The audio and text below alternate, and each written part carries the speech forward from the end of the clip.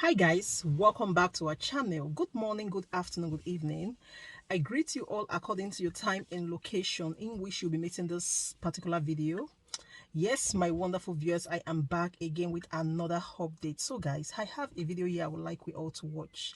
But before then, if you're meeting my channel for the very first time, you're highly welcome. Please kindly do well to like, share and subscribe. Leave your thought on the comment section on this video and let us know what you think about this video, and I will see you towards the end. This system that is pauperizing our country and increasing poverty at a very dangerous level. Now, Comrade has started by referring to section 16.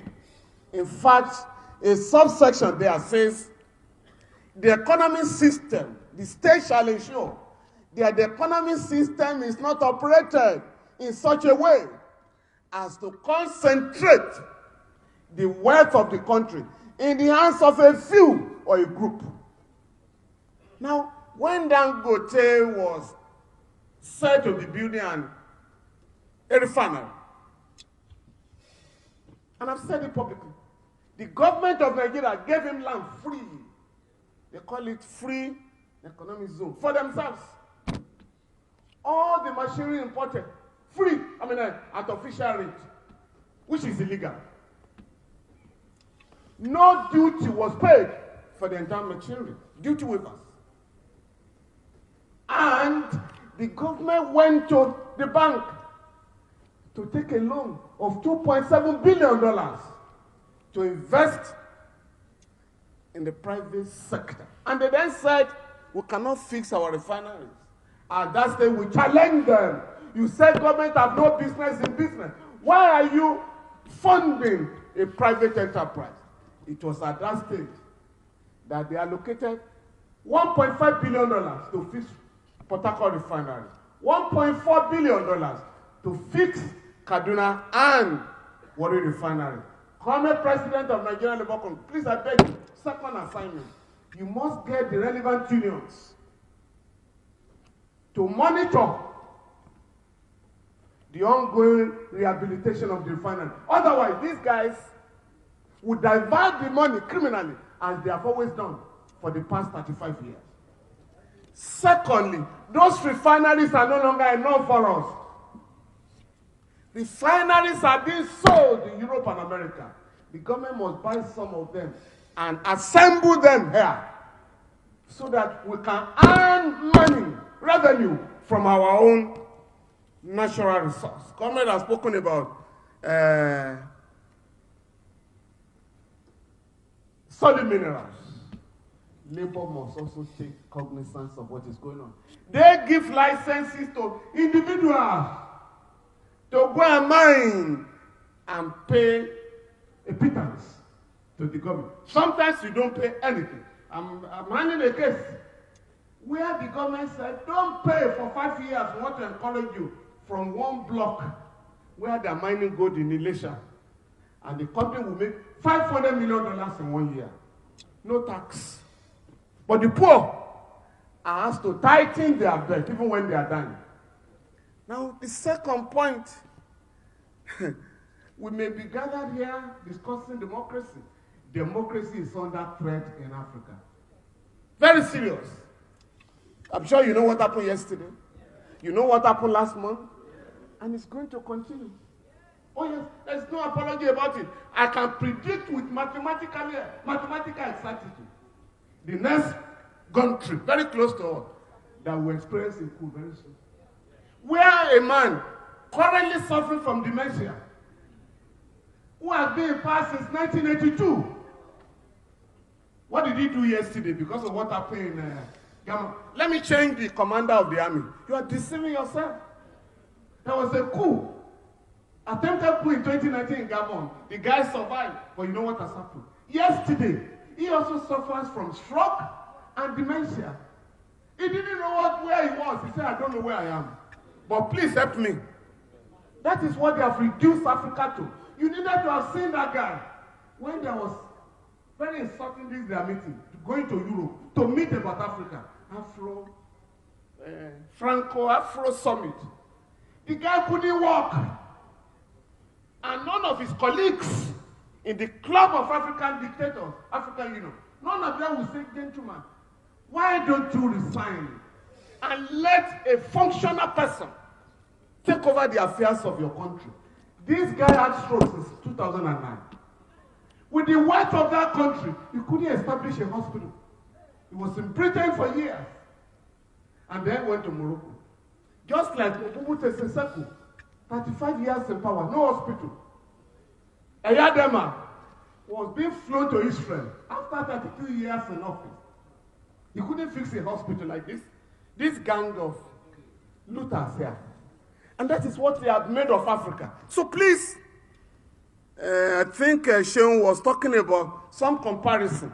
Seun, up to 3 years ago, all the member states of ECOWAS were under one form of civil rule or another. Don't call them democratically elected government. Civil rule. 3 years ago. But what has happened? We have recorded 4. The number is ongoing. Chad. Now Gabon. They are all close to us. But what's the link between Nigeria and Chad and Gabon? How many Nigerians are there? If you must know. Many Nigerians are trading in Gabon. We have a lot of relationship. That country is one of the richest in Africa. It's the 5th largest producer of oil. The population is 2.3 million. Everybody should be living like a king. But the poverty rate is 33%. In that country, small country, the Mabongos, the Bongos, took over the country with their friends, buying riches, houses all over the world, including France particularly. Nigeria has a GDP of 4,900 now as of 2020.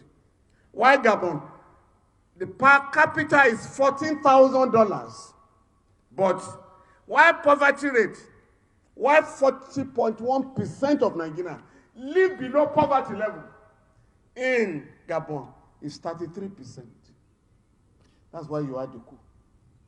And like I said, Senegal is the only country that has not experienced a coup in West Africa. But if care is not taken, that country will go under soon because you are the man.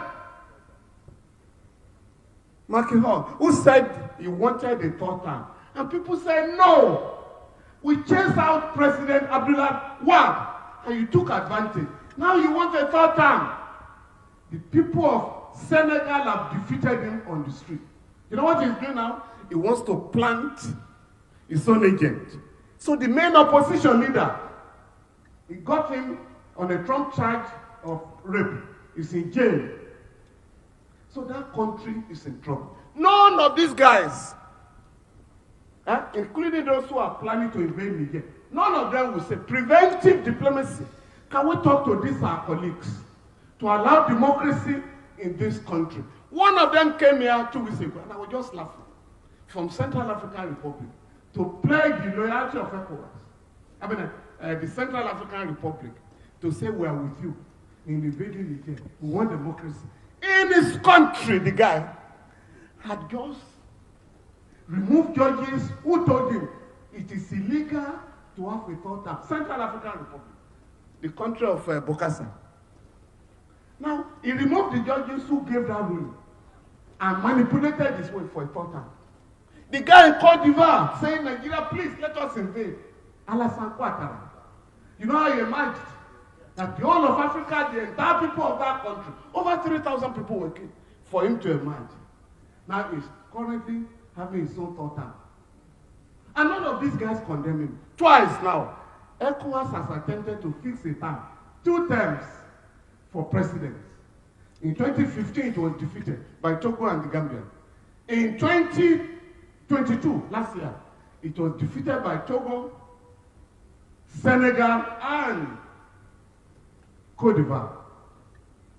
Now, the guy in Togo also expects something soon. In Togo, he and his father have been in power since 1963.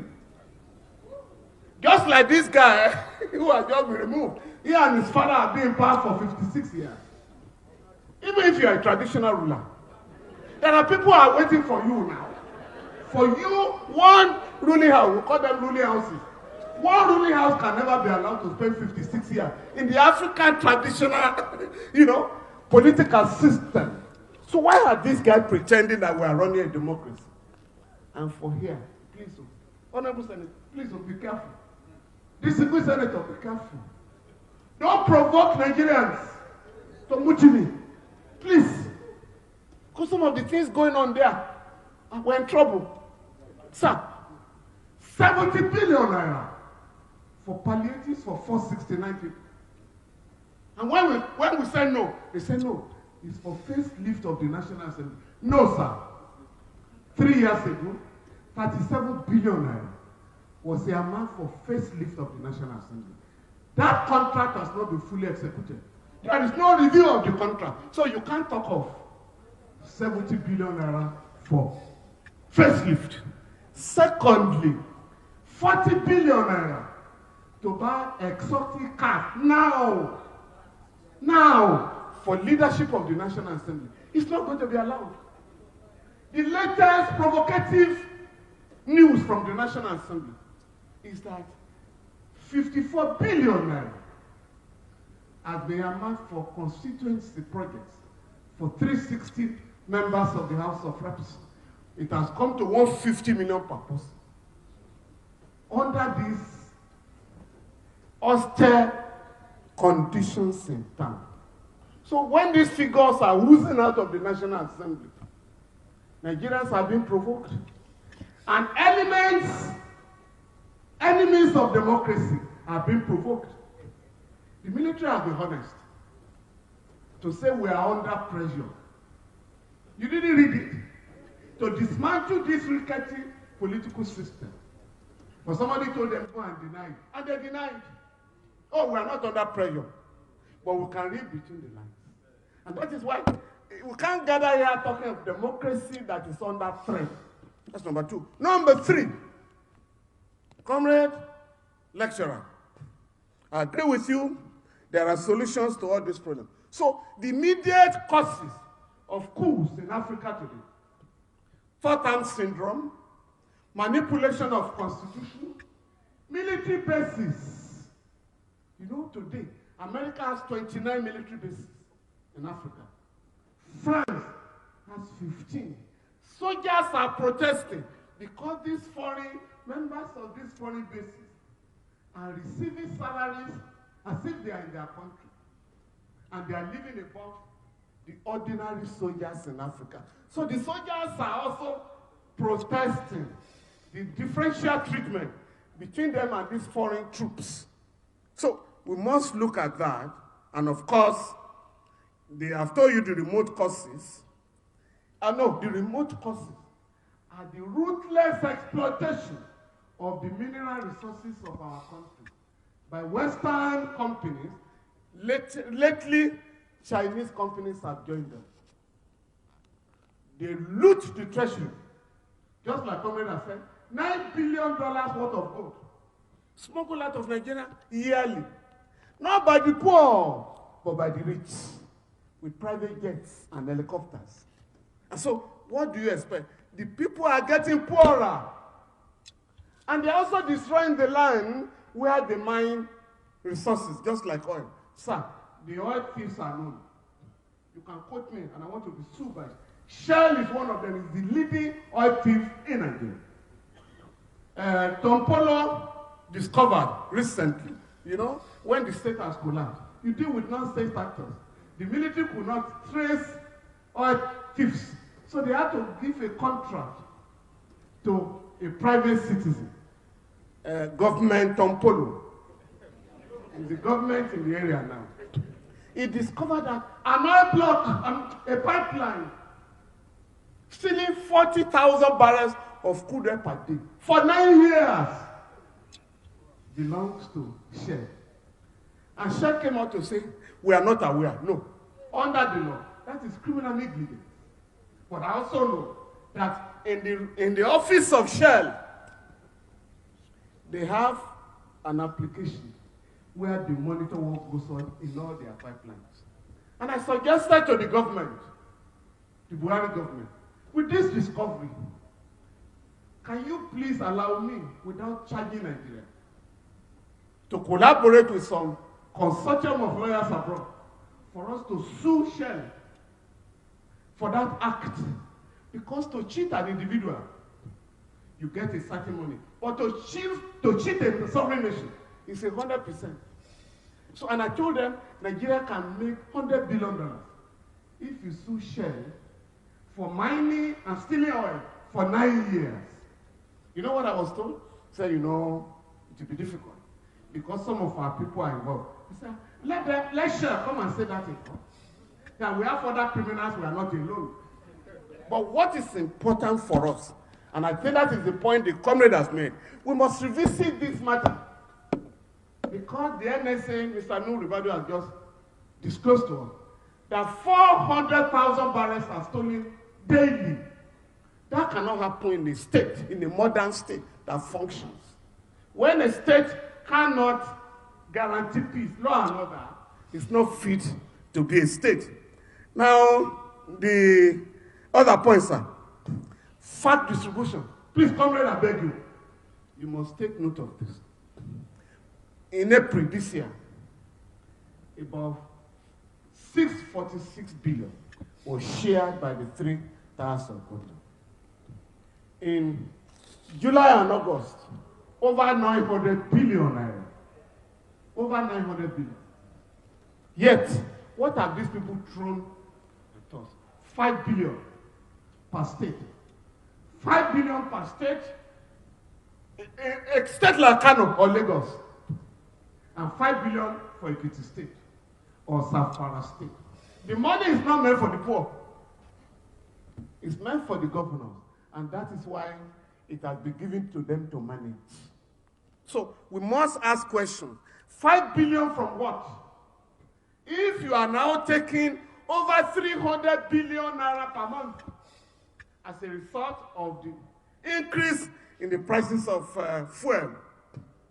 The other one, I thought Comrade was going to, yes, I think you touched it, the dollarization of the economy. Today, somebody asked me, the bourgeois economist yesterday, Mr. Fallon, you're a lawyer, why are you talking of dollarization? Dollarization is when a state adopts the dollar as a legal tender. I said, are you okay? In Nigeria today, the central bank has allowed. So guys, thank you so much for watching. What do you think about this video? Please kindly leave your opinion down below. I'll see you again in my next one. Bye for now.